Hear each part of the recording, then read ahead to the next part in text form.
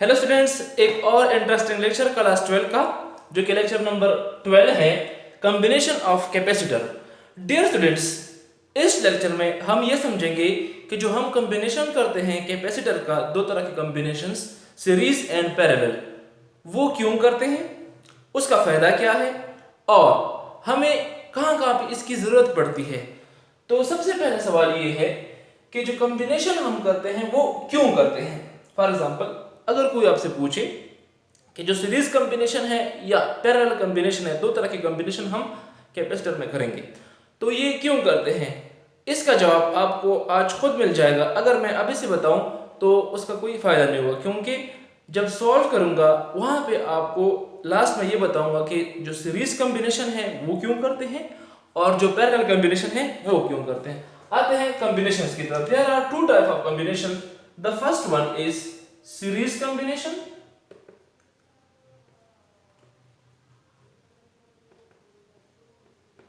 and the second one is parallel combination or series combination।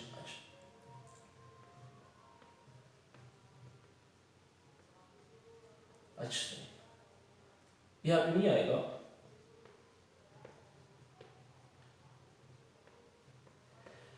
ये दो तरह के कॉम्बिनेशन जो कि बहुत ही इंपॉर्टेंट है, हम करते हैं। लेकिन सवाल यह है कि क्यों करते हैं। जवाब ये है स्टूडेंट्स कि बाज़ दफ़ा हमें ढेर सारे चार्ज स्टोर करने, मतलब हमें एक डिजायर्ड वैल्यू चाहिए। फॉर एग्जांपल, मैं कहता हूं कि मुझे इतने चार्ज स्टोर करने, फॉर एग्जांपल 5 माइक्रोफेराड चार्ज, मतलब इसकी कैपेसिटी, मतलब या 5000 या 5000, आप जो भी कह लें, मैंने चार्ज को स्टोर करने हैं।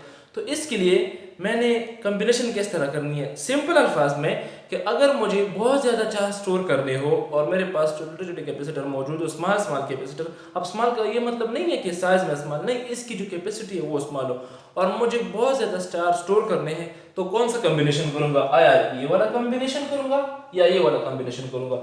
अगर मेरे पास बड़े बड़े कैपेसिटर मौजूद है, मैं अगेन बता रहा हूँ कि बड़े बड़े का मतलब ये यहाँ पे ये नहीं है कि इतने बड़े बड़े कैपेसिटर, मतलब अगर इसकी कैपेसिटी ज़्यादा हो और मुझे कम चार्ज स्टोर करने हो, तो इन दोनों कॉम्बिनेशन में मैं कौन सा कॉम्बिनेशन करूँ ताकि मैं अपनी डिजायर्ड वैल्यू को हासिल करूँ। अच्छा, पहले आते हैं सीरीज कॉम्बिनेशन पे। सीरीज कॉम्बिनेशन कैसा कॉम्बिनेशन है? ऐसा कॉम्बिनेशन जिसमें अगर आप रास्ते को देके, पाथ को देके, ओनली वन पाथ हो for the flow of charges, तो इसको हम कहते हैं सीरीज कॉम्बिनेशन। फिर उसके बाद आते हैं पैरेलल कॉम्बिनेशन में। कैसे? अच्छा, पहले देखते हैं सीरीज कॉम्बिनेशन।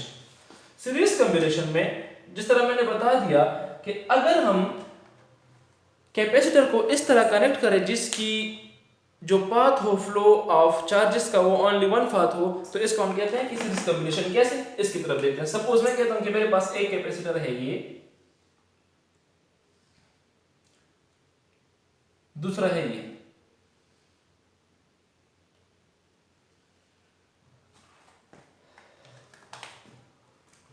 अब इसको मैं कनेक्ट करता हूं with the help of battery. इसकी जो कैपेसिटेंस है, आप इसकी कैपेसिटेंस मान ले, इसका C1 है और इसका C2। अब मैं इसको बैटरी के साथ कनेक्ट करता हूं। जब कनेक्ट करूंगा तो फाइनली आपके पास ये आ जाएगा ऐसे।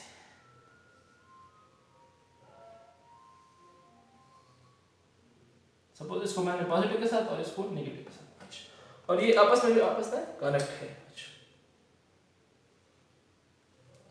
अब आते हैं, ये देखते हैं कि जब हमने कैपेसिटर को सीरीज में लगाया, क्या चार्जेस के फ्लो का ओनली वन पाथ है या नहीं है। देखें कैसे, जो positive terminal of the battery के साथ ये प्लेट कनेक्ट है, ये कैसे चार्ज होगा प्लेट्स। देखें, यहां से ये इलेक्ट्रॉन को निकालेगा, जब इलेक्ट्रॉन को निकालेगा तो यहां पे आएगा। सपोज मैं कहता हूं कि यहां पे प्लस चार्ज आया। देखिए, जब इलेक्ट्रॉन लॉस करे तो डेफिनेटली इलेक्ट्रॉन की डिफिशियंसी हो जाती है। अब ये इलेक्ट्रॉन आएंगे और चूंकि इसका पोटेंशियल डिफरेंस पॉजिटिव प्लेट का, positive terminal of the battery high है, इसके थ्रू गुजर जाएगा और इस तरह इस पे जमता जाएगा। अच्छा, मतलब यहां से आया और यहां इस प्लेट ने गेन किया। अब सवाल ये है कि जो बीच के प्लेट्स है ये किस तरह चार्ज होते हैं। अगर आपने मैट्रिक में पढ़ा होगा electrostatic induction, so this to plates is charge with the help of electrostatic induction. अब ऐसा तो नहीं हो सकता कि ये चार्जेस इधर जंप करें, क्योंकि बीच में कुछ भी नहीं है, मतलब या आप इसको एयर कंसीडर कर ले या कोई मटेरियल होती है, क्योंकि प्लेट्स के बीच में या तो कोई डाइलेक्ट्रिक मीडियम होगा या एयर या वैक्यूम होगा। अच्छा, तो यहाँ से तो साफ जाहिर है कि चार्जेस इधर तो आ नहीं सकते, फिर ये प्लेट कैसे चार्ज होते हैं? देखिए, हमने जो इलेक्ट्रोस्टैटिक इंडक्शन पढ़ा है उसमें ये है कि अगर आप किसी चार्ज बॉडी, फॉर एग्जांपल एक चार्ज बॉडी है और ये अनचार्ज बॉडी है, किसी चार्ज बॉडी को अनचार्ज बॉडी के करीब लेकर आए विदाउट टचिंग इट, तो ये जो अनचार्ज बॉडी है ये खुद ब खुद चार्ज हो जाती है। इस फिनोमेना को हम कहते हैं कि electrostatic induction. So due to this plates, positive plates की वजह से ये वाला जो प्लेट्स है ये नेगेटिव चार्ज हो जाएगा, और इसके इलेक्ट्रोस्टैटिक इंडक्शन की वजह से ये पॉजिटिव चार्ज हो जाएगा। तो इट मीन दोनों प्लेट पे चार्ज इस तरह आएंगे। अगर आप ध्यान से देखें तो देखिए मैंने चार्जेस को सेम रखा। फॉर एग्जांपल अगर यहाँ पे मैंने 4 रखे हैं तो यहाँ पे नेगेटिव का 4 है तो इस तरह 4। इट मीन दोनों प्लेट्स पे जो चार्जेस आए वो सेम आएंगे, क्योंकि देखिए रास्ता ही एक है। सो यहां से हमें एक बात क्लियर होती है कि इन सीरीज कॉम्बिनेशन जो चार्जेस है वो तो सेम है। मतलब अगर मैं कहूं कि इस पे चार्ज Q1 और इस पे चार्ज Q2, तो मैं ये लिख सकता हूं charge on capacitor 1 equal to charge on capacitor 2, वो बराबर है Q के। मतलब दोनों पे सेम चार्ज है। अब चूंकि ये बैटरी है ये वोल्टेज प्रोवाइड करती है इसको। अब ये अगर आप देखें, चूंकि दोनों प्लेट्स की जो दोनों कैपेसिटर है इसकी कैपेसिटी अलग अलग है, इसकी C1 है और इसकी C2 है। अगर मैं आपको कहूं कि वोल्टेज के बारे में क्या हाल है, तो डेफिनेटली इसको अलग वोल्टेज मिलेगा और इसको अलग वोल्टेज मिलेगा। So the charges in a parallel plate capacitor, sorry series combination में जो चार्जेस होते हैं वो सेम आते हैं, बट वोल्टेज इज डिफरेंस। आप इसके साथ ये लिख सकते हैं the voltage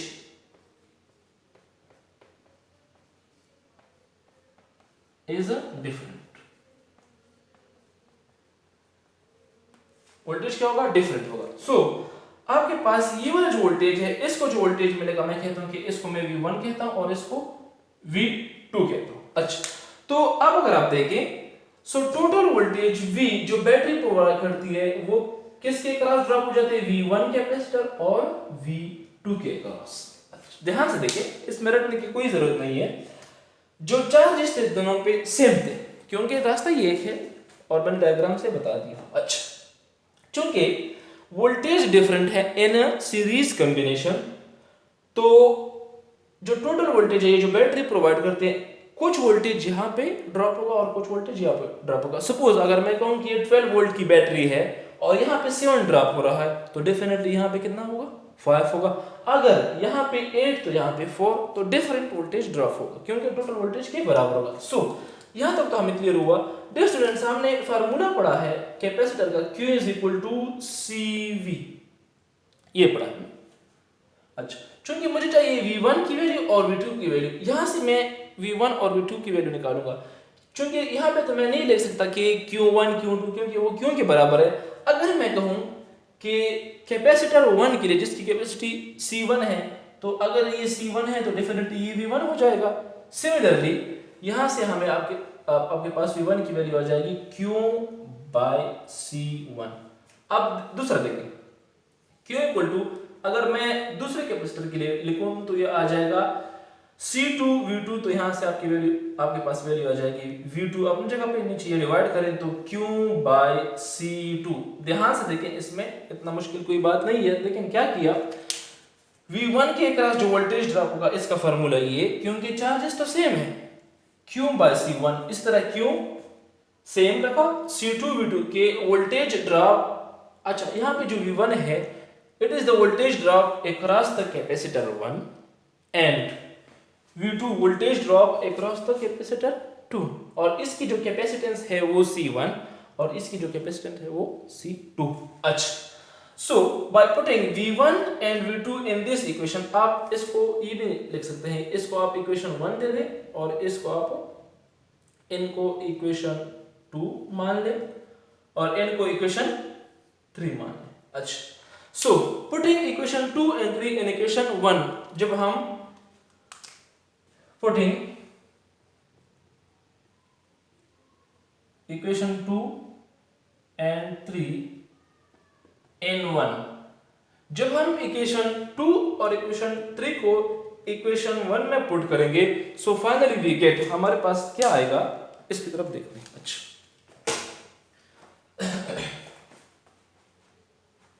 so finally we get the answer. आपके पास फाइनली आंसर आ जाएगा V1, तो आपके पास V इक्वल टू V1 की जगह पे this one Q by C1 plus V2 की जगह पे this one, so Q by C2। So finally आपके पास ये आया। अब यहां पे अगर आप देखें Q को मैं कॉमन ले सकता हूं, सो V इक्वल टू Q अपनी जगह पे कॉमन ले ले, यहां पे आ जाएगा 1 over C1 plus 1 over C2। इसको नीचे डिवाइड करें, V by Q equal to 1 over C1 plus 1 over C2 and so. अच्छा, अब अगर आप यहां पे देखिए ये 1 ओवर V बाय Q किसके बराबर है, क्या ये 1 ओवर C के बराबर नहीं है? कैसे देखें, for example as we know that Q is equal to CV, Q is equal to CV। So finally आपके पास ये क्या आ जाएगा, यहां से मैंने V बाय Q की वैल्यू निकालनी है, सो आपके पास ये कुछ यूं आ जाएगा। देखिए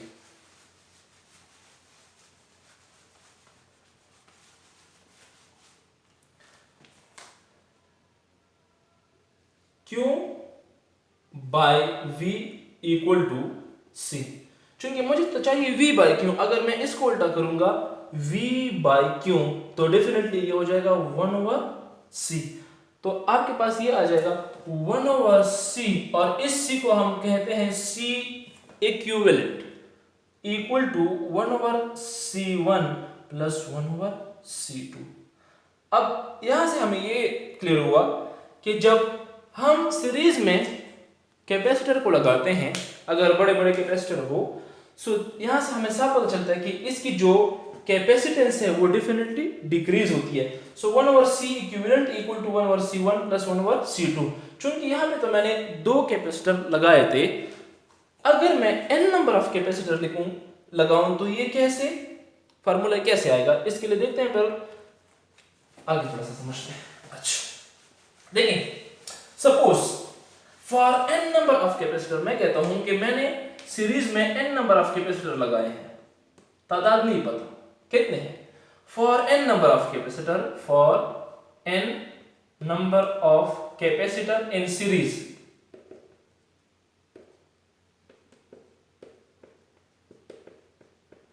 सो ये फार्मूला कुछ यूं आ जाएगा 1 over C equivalent equal to, आपके पास फाइनल ये आ जाएगा 1 over C equivalent equal to 1 over C1 plus 1 over C2 plus dot dot dot dot 1 over Cn। कितने कैपेसिटर, अगर आप n नंबर ऑफ कैपेसिटर, अगर आपको तादाद पता हो कि 50 है तो आप 50 तक जाएंगे, इस तरह आप इसको एड अप करते जाएंगे। अब यहां से हमें कैसे फील होगा कि जब हमने सीरीज में लगाया कैपेसिटर को, इन दो की जो फार्मूला है वो मैं लूंगा और बाकायदा दिखाऊंगा कि इन दो की जो मतलब ये C1 और C2 है, यहां से हमें कैसे फाइंड होगा कि हाँ जब हमने सीरीज में लगाया तो जो इक्विवेलेंट कैपेसिटेंस आया, क्या वो बढ़ा या घट गया, उसकी तरफ आते हैं। तो फॉर n नंबर कैपेसिटर तो ये हो गया। अच्छा चलो जी ये देखते हैं। डियर स्टूडेंट्स, जो कैपेसिटर मैंने बनाए थे, सपोज मैं कहता हूं कि ये 2 कैपेसिटर है मेरे पास,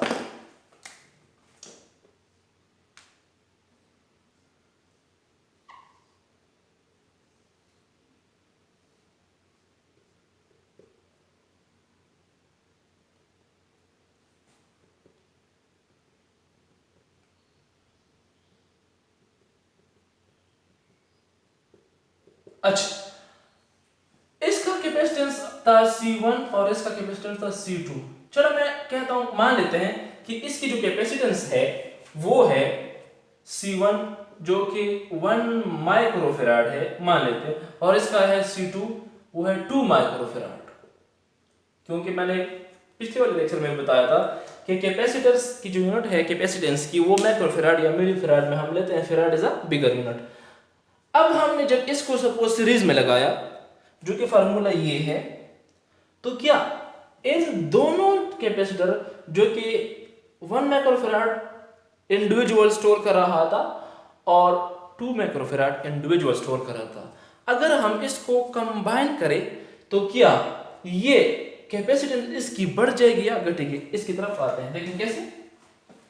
सो फार्मूला ये पुट करें 1/C इक्विवेलेंट, आपके पास क्या आएगा 1 डिवाइडेड बाय C1 की जगह पे 1 microfarad plus 1 divided by 2 microfarad.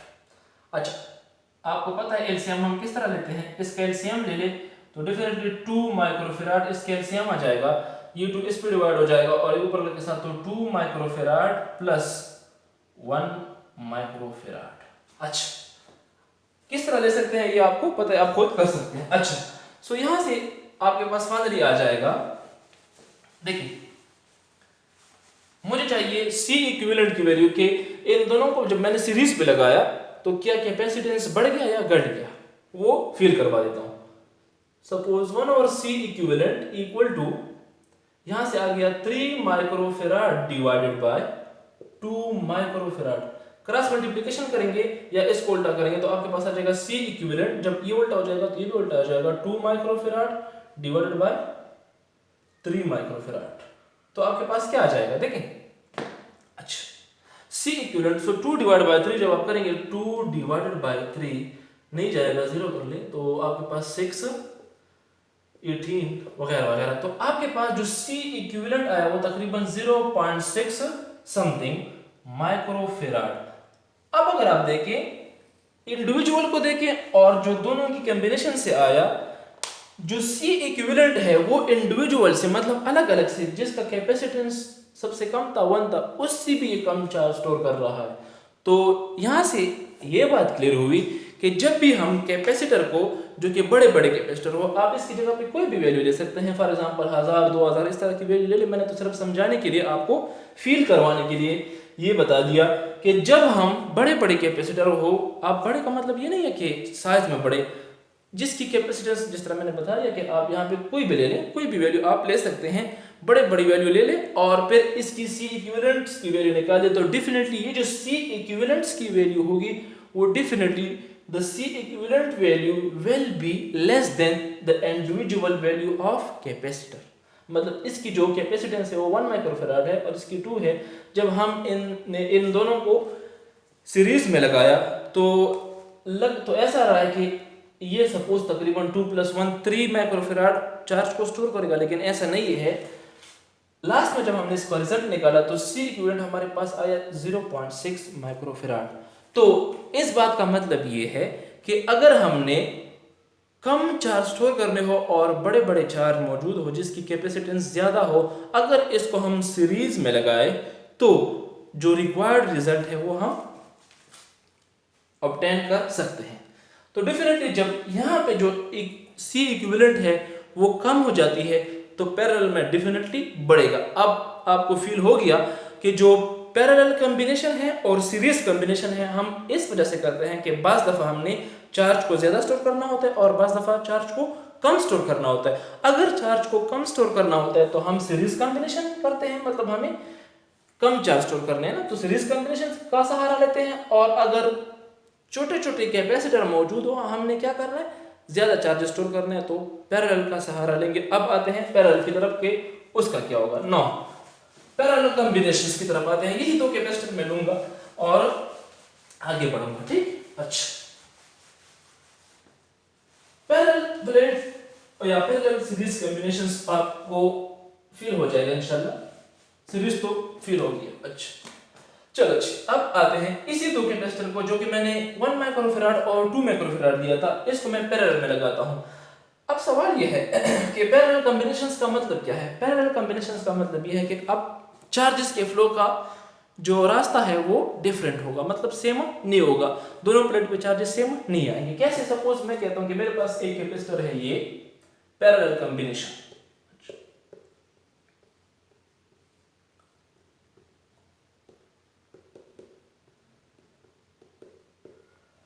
तो पैरेलल कॉम्बिनेशंस का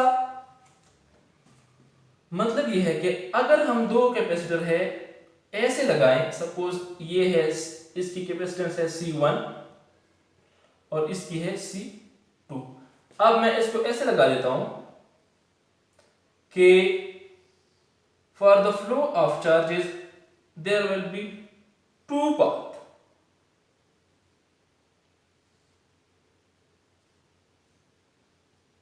अब देखें यहां से जो चार्जेस आएंगे, फॉर एग्जांपल इस पे 3 आए और मान लें कि इस पे 2 आए, सपोज मान लेते हैं।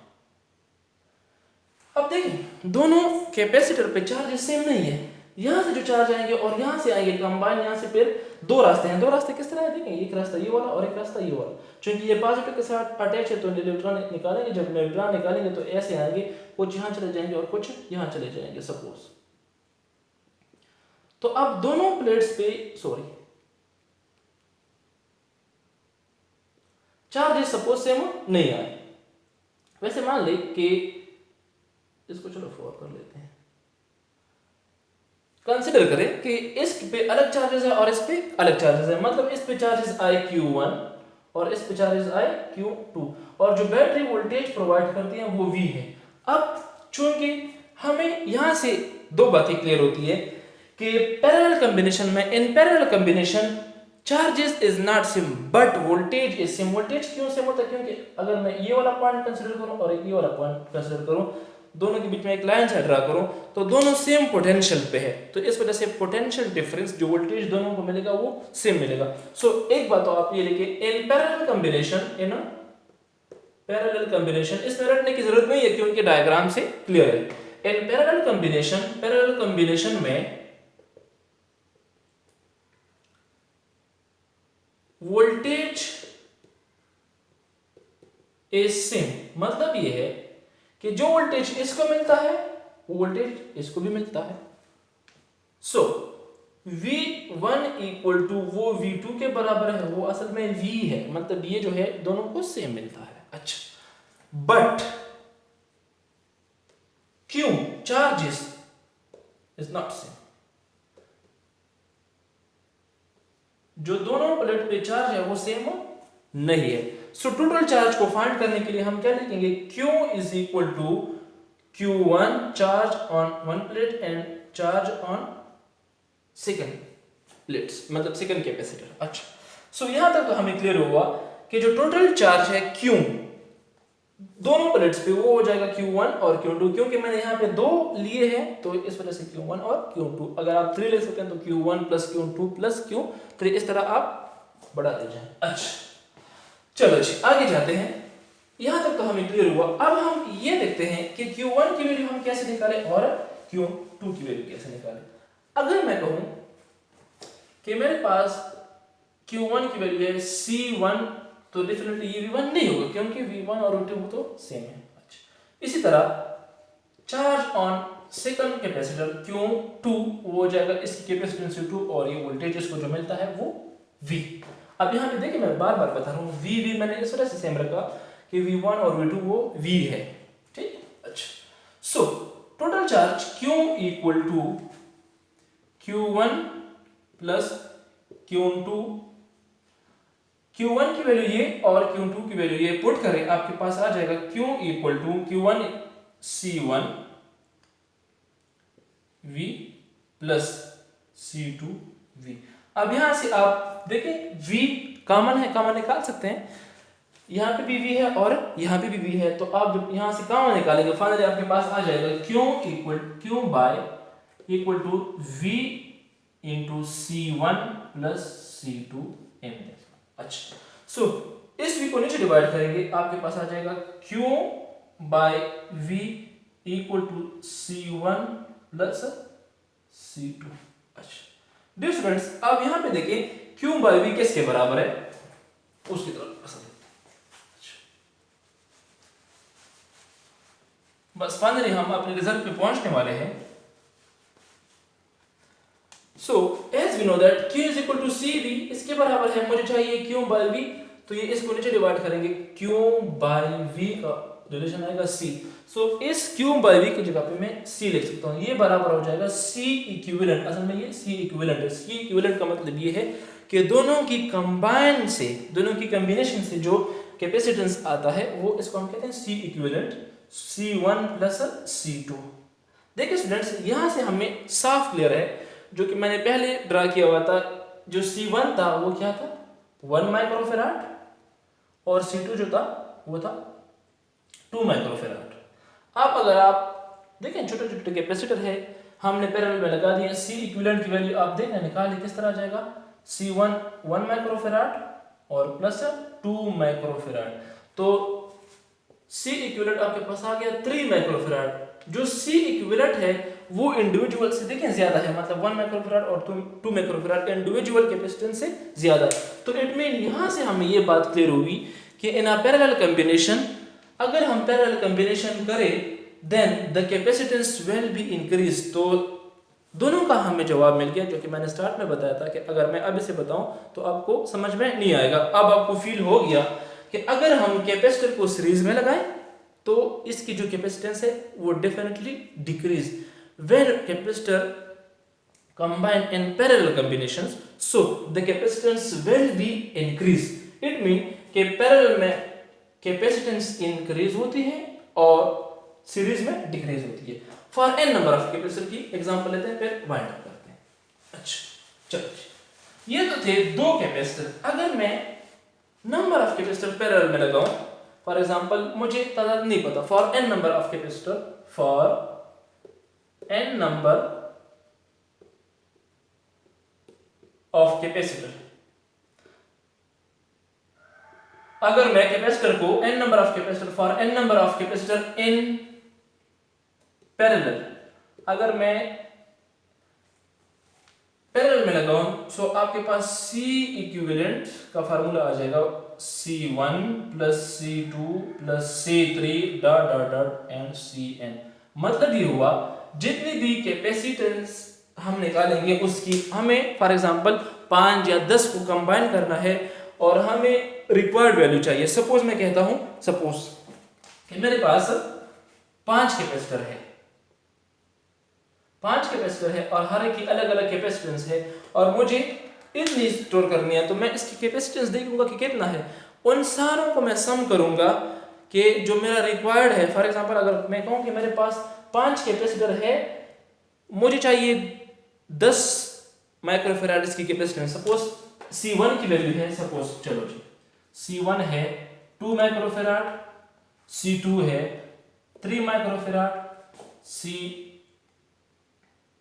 है 1 माइक्रोफेराड, C4 है 4 माइक्रोफेराड। टोटल कितने होंगे, इसको आप मान लें, इसको भी चलो आपको 2 माइक्रोफेराड मान लें, दो कैपेसिटर मेरे पास 2 माइक्रोफेराड के हैं। अच्छा, तो और C5 जो है सपोज 3 2 5 6 7 8 और ये हमारे पास है ये भी 2 माइक्रोफेराड है। चलो जी, तो देखें अगर ऐसे इतने कैपेसिटर के होना जिसकी मुख्तलिफ, ये तो मैंने जनरल एग्जांपल दी है कि एक ही कैपेसिटर है C1 की 2, इसकी 3, मतलब 1 2, और इसको जब आप पैरेलल में लगाएंगे तो इनको जरा प्लस करें, 2 + 3 5 + 1 6 2 8 और 2 10। अगर मुझे 10 माइक्रोफेराड इसी कैपेसिटेंस से, मतलब इसकी मुख्तलिफ कैपेसिटेंस है और मुझे 10 माइक्रोफेराड चार्जेस को स्टोर करना है, तो इन कैपेसिटर जो कि 5 कैपेसिटर मेरे पास मौजूद है, तो इनको मैं जब पैरेलल में कंबाइन करूंगा तो मेरे पास जो इसकी कैपेसिटेंस आएगी वो 10 माइक्रोफेराड आएगी। सो डेफिनेटली आई होप आपको आज का लेक्चर इंटरेस्टिंग लग रहा होगा, क्योंकि जो कॉम्बिनेशन थी आपको रियलाइज भी करवा दिया, फील भी करवा दिया कि इसका मतलब क्या है और हम क्यों करते हैं। तब तक के लिए अपना ख्याल रखें और मुझे इजाज़त दीजिए। इंशाल्लाह नेक्स्ट जो लेक्चर है उसमें मिलेंगे और वो ये देखेंगे कि चार्जिंग और डिस्चार्जिंग ऑफ कैपेसिटर क्या है। तब तक के लिए पढ़ाई करते रहे और मुझे दुआ में याद करें। All the best.